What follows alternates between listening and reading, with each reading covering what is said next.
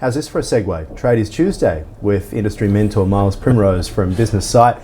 Miles, of course, mentoring trades and builders from across Australia for over 17 years. Today we're looking at what are the top 5 questions to ask yourself when actually building your trades or building business. Miles, how are you doing? I'm doing fantastic. I haven't seen Frozen 2 yet. Should I go and see it or?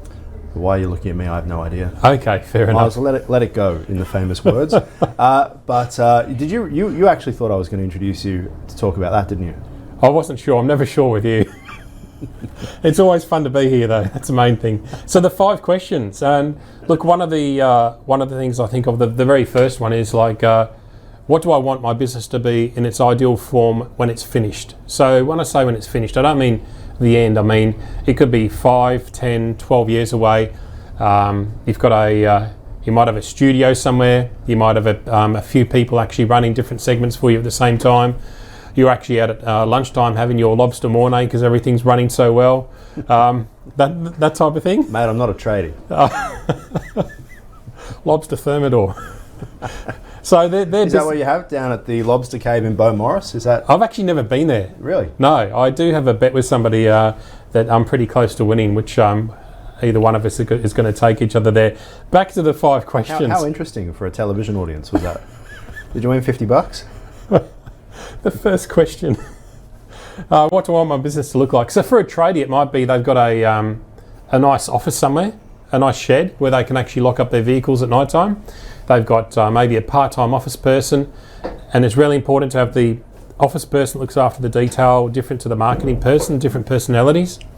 They've got systems in place, and also when somebody drives past this office, they can see that it's well branded, it's represented well, and it's going to actually make them proud of what they've set up. So that's the first thing, and that's important when you actually hire team members, that they can actually either see the vision, like it's described somewhere on a wall, or once you've actually reached it, when they actually come into that building and see the team, they can think, well, this is something that I want to actually work at or work with. What sort of questions do we need to ask ourselves as business leaders when it comes to figuring out whether we are the right person to lead that, I guess, growth forward, particularly when it comes to building?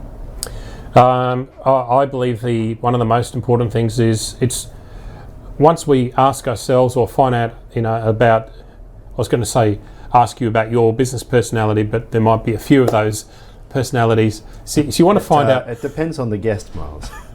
You want to find out what you love to do the most in business, and so look, I'm very good at actually starting things. I'm not very good at finishing things. So to me, once I identify that and I know that okay, there's certain things inside the business that I love to do, and there's certain things that I just get complacent about and lazy about. Such as? Well, I've probably got 12 things started at the moment that I haven't finished. The book that I brought out last year is currently just a pamphlet. I started it 7 years ago. So I wasn't very good at finishing it, was I? Bloody hell. My dad read The Hobbit to me as a kid, but only about 2 pages every second weekend. We're still going. But that's him reading you a book, not him writing a book. No, it's true. Yes. Why did it take you so long to write a book, Miles? I started it and I got about 70% done, and then one day I thought, well, I've got to finish it, and I just scrapped the entire book, and I actually wrote the whole book in 6 mornings. What? So really? Yes. At the office at 4 o'clock and just just chucked the Bible in or something? No, mate, bring in the book, please. I've got a huge, as you can see behind that camera over there, massive pile of them. I'm starting my own Amazon the way we're going. It's good to see this is going to plan, this segment. This is fantastic. The second thing is... You started off talking about Frozen 2. The second thing is, who will I have on my team?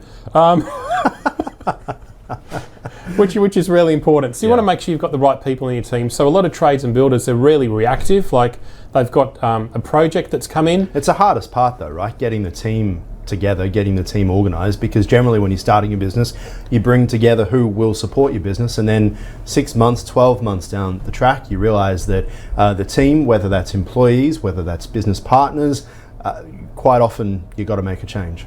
Well, a lot of people have actually hired the team too quickly, yeah, and made sometimes made the wrong decision. So probational period, is that what you're talking about? Is that what's important? Well, even before you step back from that, you've got to think about, it's not just the skill set, it's about the personality. Are they going to fit into the culture that you'd like to create? And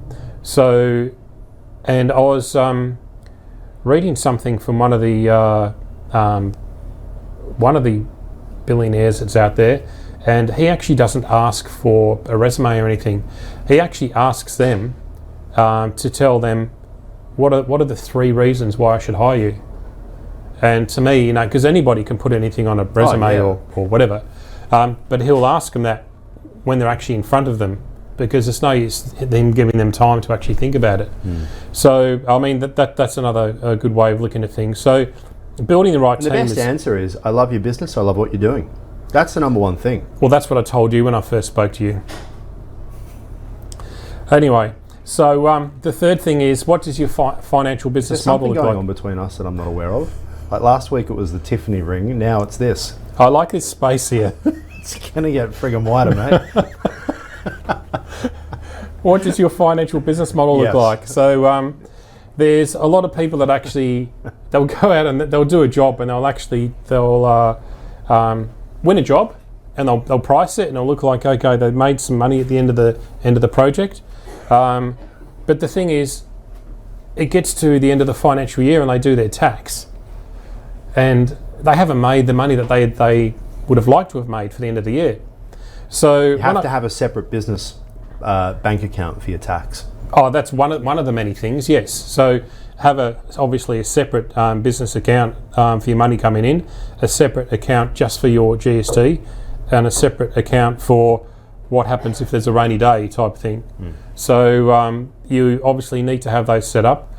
And when I say a financial business model, I'm talking about something that they're going to actually plan over the next 12 or 24 months. So they can actually see the upside and the downside on, and especially if you've been in business for more than 2 years, you should actually be looking at how are we comparing against the same month last year? Are we up or down? Yeah, that's a good way to do it. Miles, we'll have to leave it there. We'll see you again next week. Okay, great. See you next Tuesday. Thank you.